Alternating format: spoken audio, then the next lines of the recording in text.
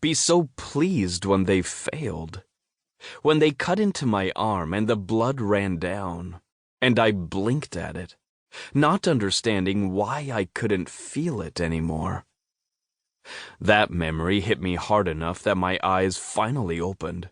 Searing, blinding light, and I gasped and thrashed and winced away from it. And there were hands on me. "It's all right. I promise it's all right. I won't hurt you. You're safe, I promise." The voice, deep and a little rough, cut off as I opened my eyes again and stared right into his eyes. The one who'd come into my cell. The one who'd lifted me off that mattress, whose shoulder I'd leaned my head on as I passed out from shock and blood loss and whatever else my torturers had done to me. He had dark brown eyes, almost black. The rest of his face barely registered.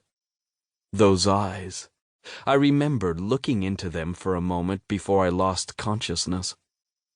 Those eyes meant I was safe, that he couldn't possibly be lying to me.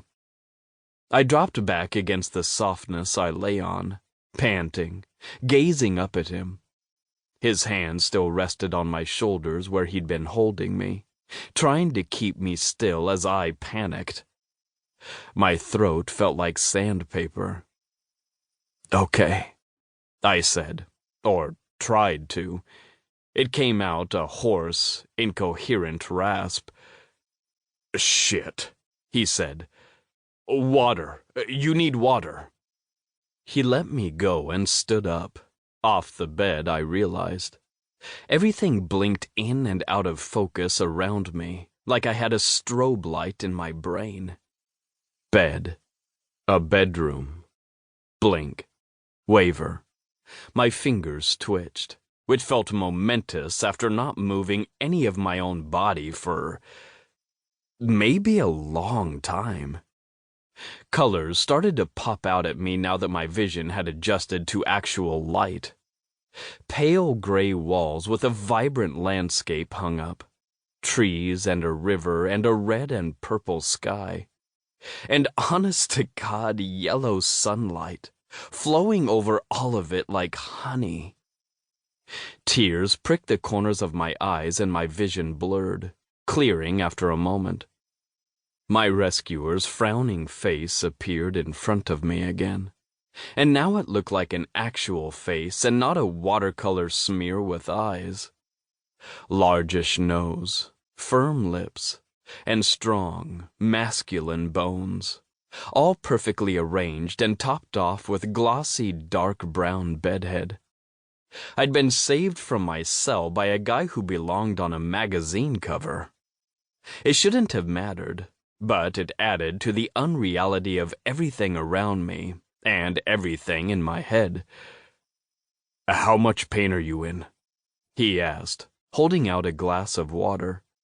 I tried to sit up and failed. "Fuck, you can't answer that anyway. Your throat's too dry. Sorry, I'm a moron."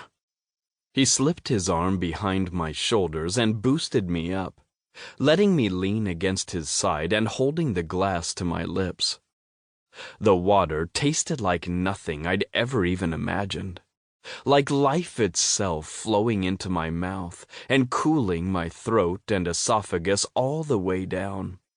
I guzzled it like an animal, wetting my chin, drops dribbling onto his hand and running down my neck. At last I'd emptied the glass, and he carefully settled me back down, putting it aside on the nightstand.